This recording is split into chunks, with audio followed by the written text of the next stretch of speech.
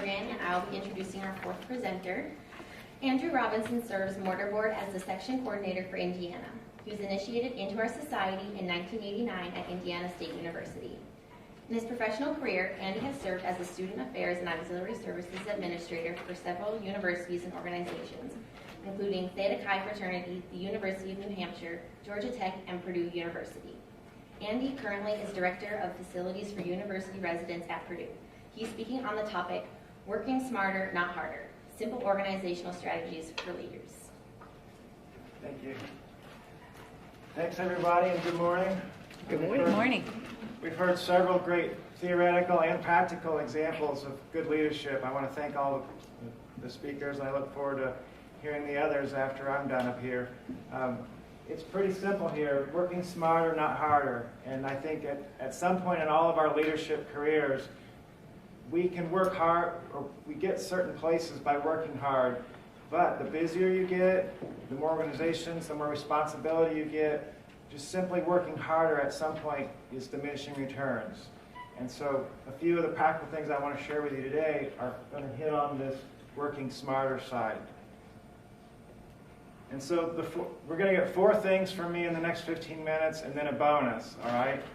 The 4 things up front are we're going to talk a little bit about SWOT analysis. Some of you in organizational behavior or business or mass communications may already know what that acronym stands for, and we're going to do an exercise to illustrate how you might use SWOT analysis with your society. We're going to talk a little bit about task versus relationship. We're going to talk about memorable meetings, and I'm going to ask you for some examples of that you've enjoyed. And then we're going to talk about sharing power through delegation, which a couple of our speakers have already illustrated very well.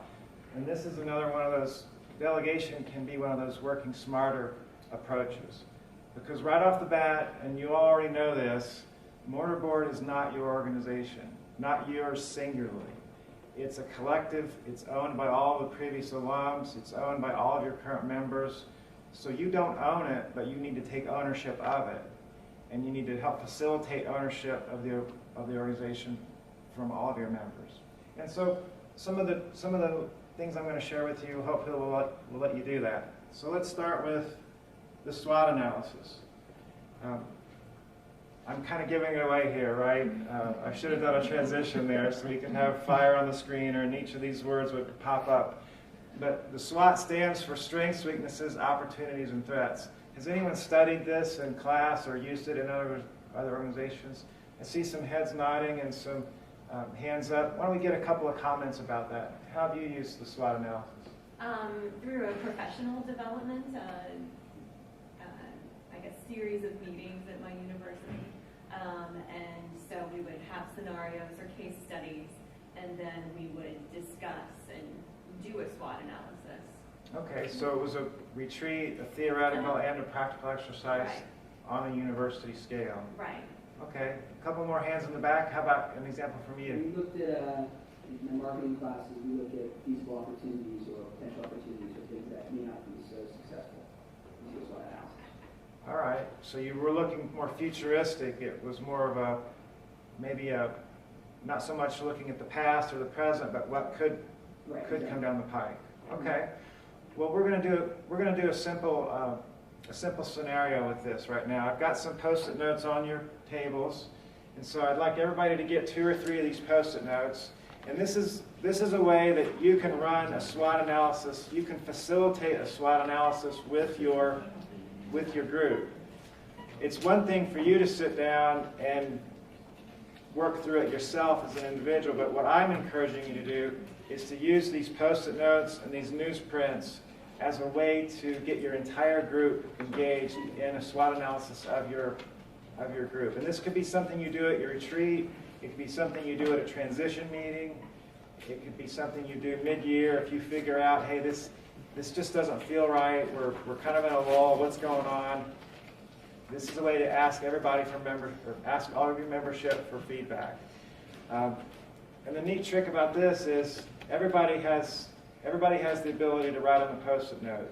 If we stood up here and we just went person to person and had everybody verbalize it, it would take us a long amount of time, and perhaps some of our extroverted friends in the room, you might dominate the conversation. And some of us introverted people might not get as much airtime as you do as an extrovert. So this is an equalizer. It squeezes the amount of information or it maximizes the amount of information you get in a smaller amount of time. So we're going to do it. I want you to think, even though we're not all from the same mortarboard chapter, I want you to think, and I've got strengths, weaknesses, opportunities, and threats. And I want you to think about what are some of the key points in your chapter. If you were to write down one strength of your chapter, what is it? Write it on the Post-it note and take it over and put it on the S newsprint. And as you put your Post-it note up there, I want you to pause a minute or a few seconds and look at what everybody else is also putting up there. And then, if we were going to spend a lot more time with this, we would take all the various Post-it notes and we would start grouping them together on that strength board. And we would do the same for weaknesses, opportunities, and threats. Now, I'll stop and not give any more of this away, and I'll let you take maybe 10 or 15 seconds and write down some strengths, weaknesses, opportunities, or threats, and then get up out of your chair and put your Post-it note where it goes.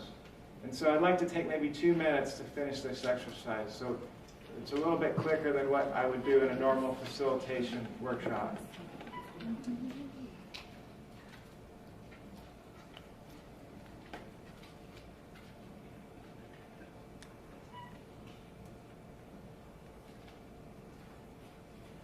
I should have a prize for the first person to stand up and put their Post-it note.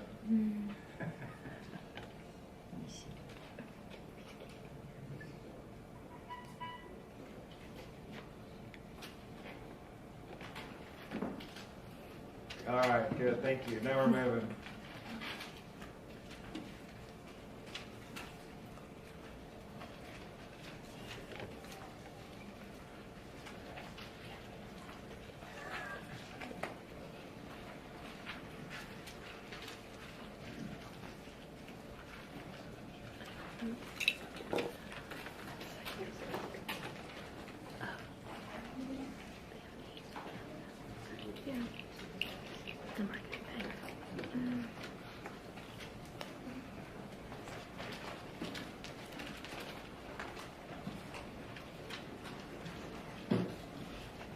Now, in a real workshop, in a real setting, you would ask your members to maybe give each one of them a half of a Post-it note pad, pens and a Sharpie.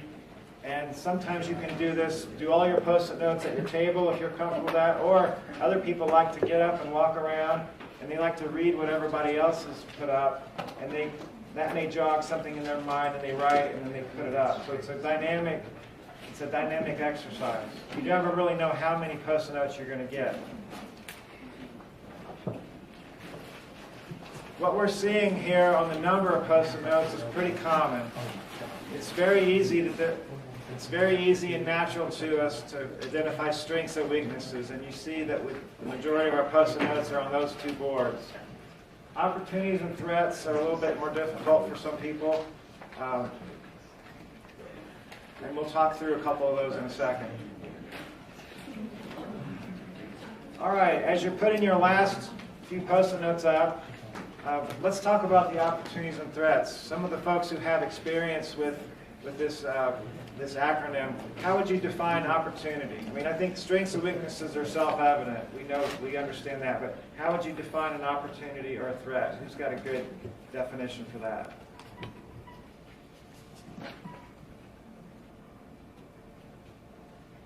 Bueller, anyone? I would say threat might be something that as leaders we're worried might impact our chapter next year. I mean, for example, mine would be attendance, and I'm afraid some of our members are involved in mortarboard strictly just to have a resume builder, and so that would be kind of a threat. So I might be totally wrong on that definition. That's a good example. Any other threats that you've seen in your group? Or thank you. At SPU, there's two other really prominent honor societies, one for males and one for females. And so I think one of the threats that we face is they're really well advertised, and ours is based on an invitation basis. So it's less, you can't like advertise something that's invitation based. So yeah, I would call that a threat for us. Okay, so things that are competition from other honor societies or different selection processes could be a threat. All right, how about opportunities? Who could define that for us? I guess I would say opportunity is just a chance or a place where you know your group can make a difference. I know for me in Muncie, Indiana is a pretty beat down town, and there are a lot of different places where I know that my chapter can really make an impact. In the university for sure, but also off-site and in the community. Good. Well, these are the 4 acronyms. Now, at this point, what I would have done is we would have maybe counted off by 4s, depending on the size of your group. Get between 4 and 6 people on each of these newsprints. And then that small group would take the newsprint, and in their small group, they would organize it and spend maybe 10 to 20 minutes organizing the post-it notes, developing themes, and then you as the retreat leader or one of your other officers would stand up like I am and direct that. And then you give each group a chance to report back to the whole group. Here are the 3 or 4 themes we have on strengths. Does everybody agree with that? And in anthropology, we call this member checks, where we do a cultural audit of our group, or we do this assessment of our group, and then we share that information back with the members. And do we all agree these are our strengths or our weaknesses? And do we agree these are opportunities and threats? And then, after each group's reported out, then what you have to do is an action plan. I've got some tweets that I'm going to throw in here that I've captured. Finding what works begins by courageously digging into what isn't working. And I think the SWOT analysis is a great way for your group to actually get into some of this. If you want to simplify it, if you find this opportunities and threats too complex, or you don't have enough time for that, I've also just simplified it and said, what are our successes and what are our speed bumps? And maybe that's something you could do if you don't have a full-fledged retreat yet for your chapter. Maybe you just take a half of your meeting and you talk about successes and speed bumps or successes and roadblocks. And you can get a lot of the same information in a much simpler format. All right, the big key. We can do all this and feel good and slap each other on the back and yay, we did a SWOT analysis and we've done our retreat, but what's next? And you've got to have an action plan. And you have all this information, and what I would do after this is have a leader from each of your 4 groups for these bullet points, have them type it up, put it on your chapter's website or Google Drive or however you organize your information. And then, at some point, you have to prioritize all of it and pick, what are we going to do this year? What 3 or 4 opportunities are we going to take advantage of? Or do we have time to take advantage of any of them this year? But you have to do something. Stop talking about what you're doing and do something. And then, tell me how many things you've finished, not how many things you've started. All right, let's move on and talk a little about task and relationship. And my guess is you all, as established leaders, you're already competent in one or the other. And I challenge you to work on the second part if you're not already competent in that area. Task is you're good at getting things done. You have a good work ethic. You can make things happen. Relationship is how we actually get that work done. How do you communicate with people? How do you lead your group? And some of our other speakers have already touched on some of those things. You have to be competent in both of these areas. Now this Dan Rockwell here, this leadership freak, he's on Twitter, and what I found him to be one of the more helpful folks on Twitter, tweeting about leadership. Another thing he talks about is quiet doesn't equal weak. And you have to be very careful about making sure your extroverts in your group don't overpower the introverts. And as a facilitative leader, if Jason was talking and he's just on fire, he's hitting on all 8 cylinders, right?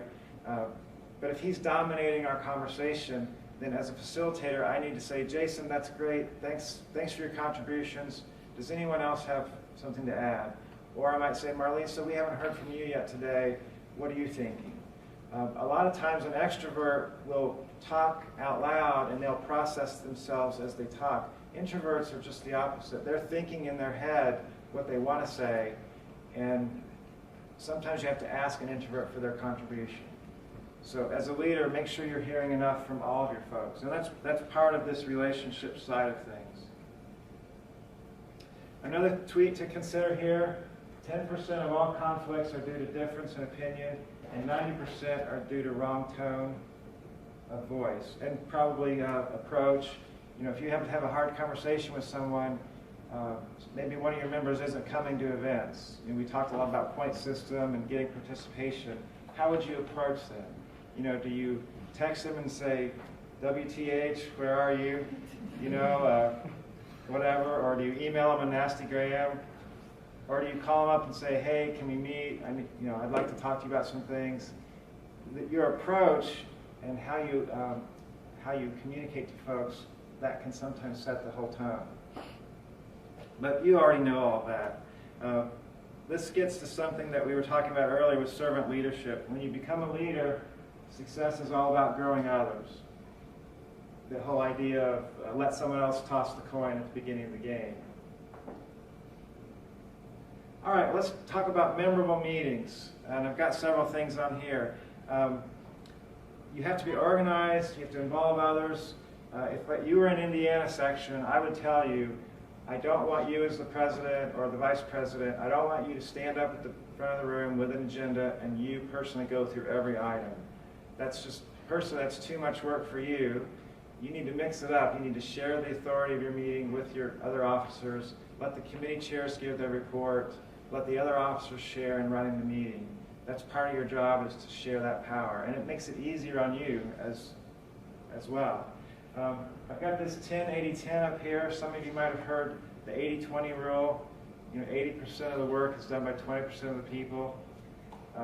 You could also say that 80% of the problems are caused by 20% of the people.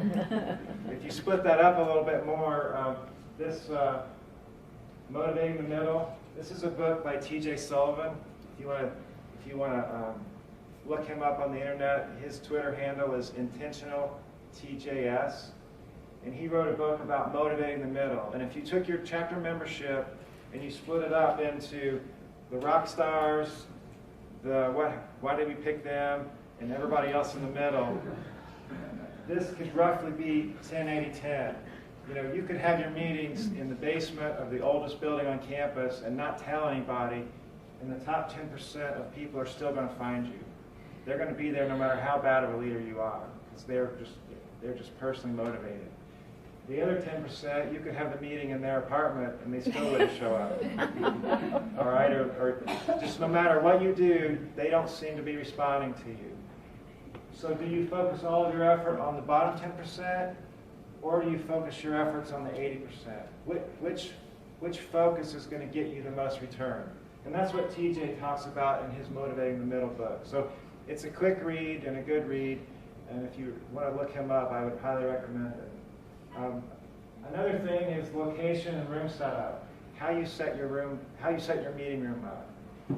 Also, where is the meeting room? I mean, does it have to be in the same place every week? Maybe you rotate and you go to different places on campus. Is a room like this better than a tiered lecture hall? And I visited several chapters in Indiana this year, and different rooms will produce different results. So you have to look at the room that you're in and use that to its advantage. Mix it up and have fun. Has anyone watched Portlandia on IFC? Put a bird on it? Okay, well, it's an inside joke. If you ever want to look it up, just YouTube it. It's really funny. But I use funny pictures or things from Twitter in my agendas, and it helps keep a little bit of humor in things. Some other things that I think you should teach. How Full is Your Bucket? That's a book that you can buy for your members, and it can be part of a retreat curriculum. Strengths Finder is another one.